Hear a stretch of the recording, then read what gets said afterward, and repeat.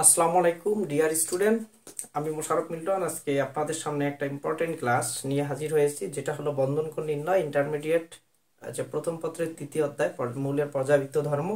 সেখান থেকে আমি আজকে আলোচনা করব, যেটার মধ্যে সবাই কনফিউজ এবং গয়ের মধ্যে আসে, এবং তাছাড়াও অ্যাডমিশন টেস্টের জন্য মোস্ট ইম্পর্টেন্ট একটা টপিকস এটা দেখতে পারো। তো আমরা দেখব যে আমরা প্রথমে দেখব যে বন্ধন কোণ নির্ণয়। যে বন্ধন কোণ নির্ণয়ের জন্য আমাদের কিছু জিনিস মাথা রাখতে হবে, যে বন্ধন কোণ যদি কি হয়, সংকরায়ন যদি ভিন্ন হয়, অর্থাৎ সংকরায়ন ভিন্ন হলে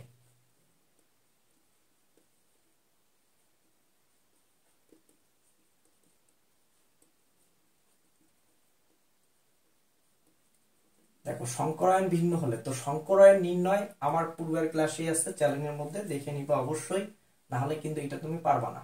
যদি সংকরায়ন হয় যে sp3,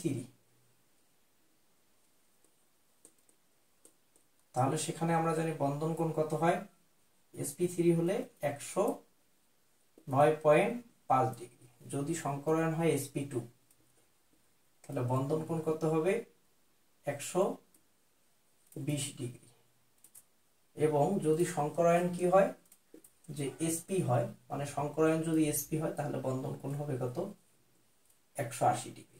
কত হবে, 180 ডিগ্রি। তো আমরা দেখো, এইটা আমার এক নাম্বার ফরম্যাট, যে আমরা এভাবে আমরা যেমন সংকরায়ন বন্ধন কোণের জন্য আমরা বের করতে পারি। যেমন মিথেনের মধ্যে আমরা জানি মিথেনে কোন সংকরায়ন ঘটে, কার্বন কার্বন একক বন্ধন থাকলে sp3 সংকরণ ঘটে। মিথেনে কি sp3 এবং মিথেনের বন্ধন কোণ কত, 109.5। যদি বলা হয় ইথেন, মানে C2C11H2, এখানে বন্ধন কোণ কত হবে, 120 ডিগ্রি। যদি ইথাইনের সংকরায়ন আমরা বিবেচনা করি, এখানে হবে কি, sp3 সংকরায়ন। এখন দেখো, এইটা হওয়ার পরেও যদি কি হয়, 2 নম্বর শর্ত আমাদের মনে রাখতে হবে, যদি সংকরায়ন একই, অর্থাৎ সংকরায়ন কি একই হবে,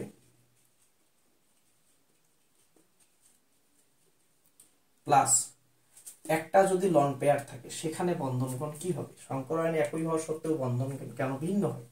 তো এটার জন্য নির্ভর করে ভেসপার তত্ত্বের উপর, অর্থাৎ ভিতে ভ্যালেন VELENC, এসতে সেল SHELL, ইতে ইলেকট্রন ELECTRON, পিতে পেয়ার, পেয়ার মানে জোড়া, পেয়ার, আর্থে রিপুলশন REPULSION। এই যে কথাটাই, টোটাল কথাটার বাংলা কি অর্থ দাঁড়ায়, তো এই কথাটা হলো যোজ্যতা স্তর যেটা আছে, যোজ্যতা স্তর মানে সর্ববহিষ্ঠ স্তর আর কি, যোজ্যতা স্তরের ইলেকট্রন যুগলের বিকর্ষণ, বা ইলেকট্রন জোড়ের বা ইলেকট্রন যুগলের বিকর্ষণ। তো এখানে মনে রাখতে হবে যে এলপি লন পেয়ার এবং লন পেয়ার, এলপি মানে মুক্তজোড়ের বিকর্ষণ বেশি। আমার মার্কারের কেন জানি কালিটা সমস্যা হচ্ছে, একদম নরম কালি, তোমরা একটু কষ্ট করে দেখে নাও, আমার কথা ভালো করে শোনো। তাহলে লন পেয়ারের বিকর্ষণ সবচেয়ে বেশি। তারপর দেখবো যে লন পেয়ারের চেয়ে লন পেয়ার এবং বিপি, তারপর লন পেয়ার বন পেয়ারের বিকর্ষণ, এবং কি হবে, যে বন পেয়ারের বিকর্ষণ একদম কম। তো এই ক্ষেত্রে দেখি যদি বন্ধন কোণ, তাহলে এরকম আমরা একটা এক্সাম্পল দেখি, যে পানি, আমরা জানি পানির মধ্যে কোন সংকরায়ন ঘটে, তাহলে পানির মধ্যে সংকরায়ন ঘটে কি রকম, আমরা জানি পানিতে sp3 সংকরায়ন ঘটে। কি ঘটে, sp3। কেমনে বের করব, আগের লেকচারে দেখাইছি। আমরা জানি x বার equal half v plus m, half কি v plus m minus c plus a। আমি তারপর একটু বলে দিচ্ছি, এখানে সূত্রের হাফ, v মানে কেন্দ্রীয় পরমাণু সর্ববহিষ্ঠ শক্তি স্তর ইলেকট্রন, এখানে কেন্দ্রীয় পরমাণু অক্সিজেন, কেন সেটার সংখ্যায় কম, সেটা হয় কেন্দ্রীয় পরমাণু। এই সর্ববহিষ্ঠ ইলেকট্রন কয়টা আছে, 6টা, প্লাস একযোজী পরমাণু m, মানে এখানে হাইড্রোজেন আছে 2টা, ক্যাটায়ন নেই, অ্যানায়ন নেই। তাহলে এখানে কত হয়, সংকরায়ন সংখ্যা দেখো 8, 8/2 মানে 4, 4 হলে কি সংকরায়ন ঘটে আমরা জানি 4 হলে sp3 সংকরায়ন ঘটে। তো এইটা যদি হয় তাহলে তুমি দেখো যে এখানে কি আছে, মুক্ত জোড় আছে, মুক্ত জোড় ইলেকট্রন আছে। তাহলে দেখো লন পেয়ার যদি থাকে অর্থাৎ সংকরায়নের সাথে একই সংকরায়ন বাট লন পেয়ার যদি থাকে তখন বন্ধন কোণ কি রকম হয়। এরকম আমি আরেকটা উদাহরণ দেখাই, যে অ্যামোনিয়া, আমরা জানি অ্যামোনিয়ায় কি সংকরায়ন ঘটে, এখানেও sp3 হবে। কেন, তুমি অ্যামোনিয়ার ক্ষেত্রে সূত্র অ্যাপ্লাই করে দেখো, যে অ্যামোনিয়ার ক্ষেত্রে আমি সূত্র অ্যাপ্লাই করতেছি। অ্যামোনিয়া এখানে নাইট্রোজেন হলো কেন্দ্রীয় পরমাণু, সূত্রের হাফ, নাইট্রোজেনের শেষ কক্ষপথে ইলেকট্রন আছে কয়টা, 5টা, প্লাস একযোজী পরমাণু 3টা, ক্যাটায়ন নেই, অ্যানায়ন নেই। তাহলে 8/2 মানে 4, 4 মানে কি সংকরায়ন, sp3 সংকরায়ন, আগের লেকচারের মধ্যে আছে। তো এইটার মধ্যেও তাহলে আমরা জানি sp3, যদি sp3 সংকরায়ন ঘটে, আগের লেকচার হিসেবে দেখো আমাদের হওয়া কথা এখানে সংকরায়ন যদি sp3 হয় বন্ধন কোণ হওয়া কথা কত, 109.5 ডিগ্রি। অ্যামোনিয়ার মধ্যে বন্ধন কোণ একই হওয়ার কথা 109.5 ডিগ্রি। দেখো যদি এটা হওয়া কথা বাট এটা এক্স্যাক্টলি হবে না। কেন হবে না, কারণ এখানে সংকরায়ন একই বাট এদের উপরে কি আছে, লন পেয়ার ইলেকট্রনের একটা প্রভাব আছে। লন পেয়ার ইলেকট্রনটাকে তুমি কিভাবে বের করবা, লন পেয়ার ইলেকট্রন বের করা একদম সিম্পল, একদম সিম্পল। তো আমি একটু জায়গা যেহেতু কম, এইটা আশা করি তুলে নিছো, মিশাই দিচ্ছি।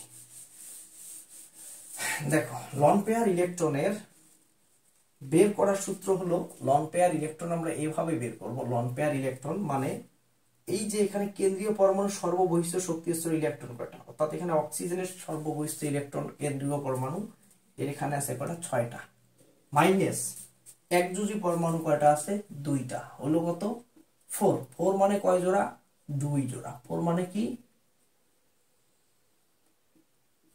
2 জোড়া। তাহলে 4 যদি হয় তাহলে এটাকে আমরা লিখবো 2 জোড়া।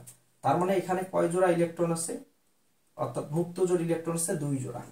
তাহলে প্রতি এক জোড়া যদি থাকে, এক জোড়ার জন্য বন্ধন কোণ কমে 2.5, অর্থাৎ যদি এক জোড়া থাকে মুক্ত জোড়, এক জোড়া এলপি মানে কি, লন পেয়ার বা মুক্ত জোড় বা যেটাকে নিঃসঙ্গ জোড় বলি, তাহলে এক জোড়ার জন্য বন্ধন কোণ কমে কত, 2.5 কমে যাবে বন্ধন কোণ, বন্ধন কোণ।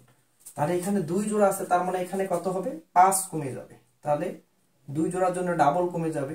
তাহলে আমরা জানি এখান থেকে যদি আমরা 5 মাইনাস করে দিই তাহলে কত থাকে দেখো, 104.5 ডিগ্রি। কত হবে, 104.5 ডিগ্রি। তাহলে যদি এরকম প্রশ্ন আসে যে পানির অণু বন্ধন কোণ 109.5 না হয় 104.5 হলো কেন, আশা করি করতে পারবে আনসার।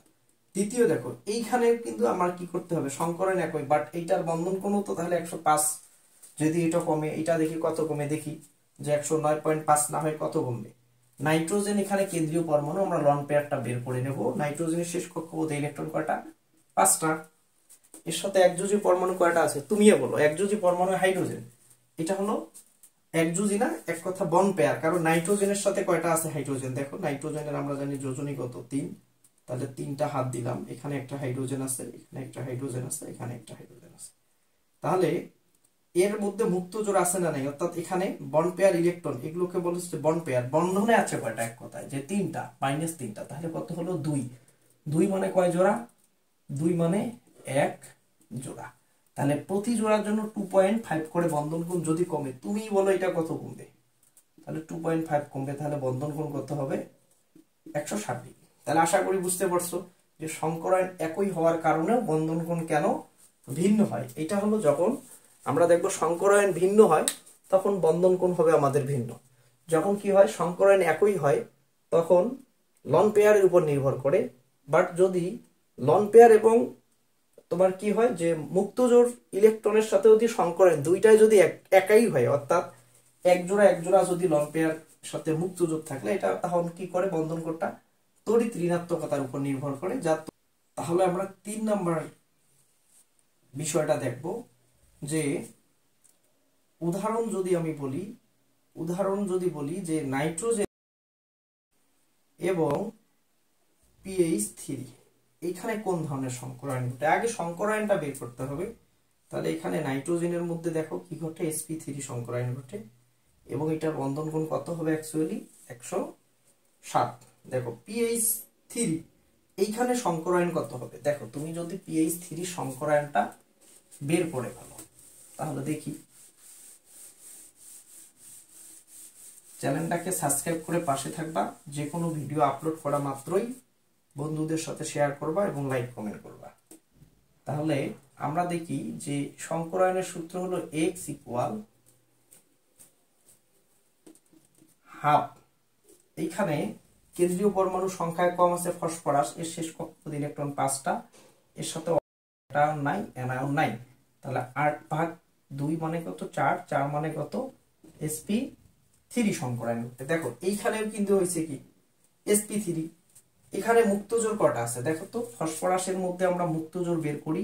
এখানে সর্ববহিস্থ স্তরের এই যে মুক্তজোড়, সর্ববহিস্থ স্তরে ইলেকট্রন কটা আছে আমরা জানি, সর্ববহিস্থ স্তরে ফসফরাসের ক্ষেত্রে 5টা, মাইনাস বন্ধনে কটা আছে 2টা, 3টা আছে, তাহলে এটা করে 2, 2 মানে কয় জোড়া 1 জোড়া, 2 মানে কয় জোড়া তাহলে 1 জোড়া। তাহলে এইখানেও আছে 1 জোড়া, এইখানেও আছে 1 জোড়া, এখানেও তো 1 জোড়া, তাহলে 1 জোড়ার জন্য এখানে 2.5 কমছে, তাহলে এখানেও 2.5 কমার কথা, বাট এইটা হবে না, কারণ এই যে যৌগটা আছে এইটার বন্ধন কোণ কত 94 ডিগ্রি। কেন হইলো, কিছু জিনিস তোমাকে মুখস্থ করতেই হবে, যদি মুখস্থ না করো তাহলে কিন্তু করতে পারবে না। দেখো এখানে এখানে কি ঘটনা, সংকরায়ন এবং 1 জোড়া লন পেয়ার, তাহলে এটা হলো কি সংকরায়ন একই, সংকরায়ন কি একই, প্লাস কি 1 জোড়া লন পেয়ার, 1 জোড়া মুক্তজোড় ইলেকট্রন যদি থাকে, মানে তোমার সংকরায়ন ভিন্ন হলে আমরা জানি সংকরায়ন যদি ভিন্ন হয় বন্ধন কোনো ভিন্ন, সংকরায়ন একই এর সাথে যদি লন পেয়ার থাকে, যদি প্রতি জোড়ার জন্য 2.5 করে কমবে, যদি 1 জোড়া করে লন পেয়ার থাকে তখন কিন্তু এটা কার উপর নির্ভর করে, বর্ণ অ্যাঙ্গেল তড়িৎ ঋণাত্মকতার উপর নির্ভর করে। অর্থাৎ আমরা যদি দেখি, যদি এইখানে দেখো সংকরায়ন যদি একই হয়, অর্থাৎ যে পরমাণু কি হবে ইলেকট্রোনেগেটিভিটি, অর্থাৎ আমি বোঝাচ্ছি তড়িৎ ঋণাত্মকতা, তাহলে এই যৌগটার মধ্যে বন্ধন কোণ দেখো, এই যে নাইট্রোজেনের তড়িৎ ঋণাত্মকতা বেশি, এই জন্য এইটার বর্ণাঙ্গেলও হবে বেশি, অর্থাৎ এটার বর্ণাঙ্গেল কত হয় 160 ডিগ্রি, আর এইটার মধ্যে যেহেতু ফসফরাসের তড়িৎ ঋণাত্মকতা কম, এর বর্ণাঙ্গেলও কি হবে কম হবে, অর্থাৎ এই যৌগের বর্ণাঙ্গেল কত হবে 94.5 ডিগ্রি। তো তড়িৎ ঋণাত্মকতা থেকে আমি 3-4টা জিনিস লিখে দিই যেগুলো খুব ইম্পর্টেন্ট, তোমাকে জানতেই হবে। তো এইটা হলো তড়িৎ ঋণাত্মকতার স্কেল, পাউলিং স্কেল বলা হয়। এইটাতে কিছু যৌগের তড়িৎ ঋণাত্মকতার মান আছে, এগুলো তোমাকে মুখস্থ রাখতে হবে। যেমন সবচেয়ে তড়িৎ ঋণাত্মক মৌল কোনগুলো, সবচেয়ে তড়িৎ ঋণাত্মক মৌল, এটা কিন্তু এমসিকিউ এর মধ্যে চলে আসে, যেগুলো পর্যায় সারণীতে যত মৌল আছে সবচেয়ে তড়িৎ ঋণাত্মক মৌল হলো ফ্লোরিন। কি ফ্লোরিন, তাহলে ফ্লোরিন তড়িৎ ঋণাত্মক মৌল, দেখো ফ্লোরিন, ফ্লোরিন, তারপরে অক্সিজেন, তারপরে নাইট্রোজেন, তারপরে কার্বন, তারপর হাইড্রোজেন, এই কয়েকটা অবশ্যই মনে রাখতে হবে। ফ্লোরিনের তড়িৎ ঋণাত্মকতার মান হলো 4.0, অক্সিজেন এই পর্যন্ত 2.5 করে কমবে, অক্সিজেন হবে কত 3.5, নাইট্রোজেনের তড়িৎ ঋণাত্মকতা হলো কি পাউলিং স্কেলে, নাইট্রোজেন তড়িৎ ঋণাত্মকতা 3.0, তাহলে তোমার কার্বনের তড়িৎ ঋণাত্মকতার মান 2.5 এবং হাইড্রোজেনের তড়িৎ ঋণাত্মকতার মান 2.1। দেখো এইখানে এই যৌগটা তড়িৎ ঋণাত্মকতার মান কি রকম, অর্থাৎ কম আছে, অর্থাৎ ফসফরাসের যদি তুমি তড়িৎ ঋণাত্মকতার মান দেখো তাহলে নাইট্রোজেনের তুলনায় কম, কারণ এগুলো হলো সবচেয়ে ফন FON, এই তিনটা হলো সবচেয়ে তড়িৎ ঋণাত্মক মৌল, তাহলে এটা চেয়ে কম হবে, যার কারণে এইটা তড়িৎ ঋণাত্মকতা যেহেতু কম এটার বন্ধনও কম। আশা করি লেকচারটা তুমি বুঝতে পারছো।